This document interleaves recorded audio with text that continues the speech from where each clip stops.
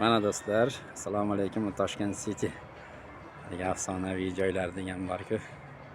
O'sha joylarga ham Alloh nasib qilib yetkazdi. Shukrlar nasib qilgan ekan. Mana bugun shu Toshkentda konferensiyamiz bor. Xudo xolasa konferensiyaga ham o'tamiz. Undan ham lavhalarni tayyorlaymiz. Ko'rsatamiz. Mana qarang. Juda ham chiroyli qilib ishlashibdi.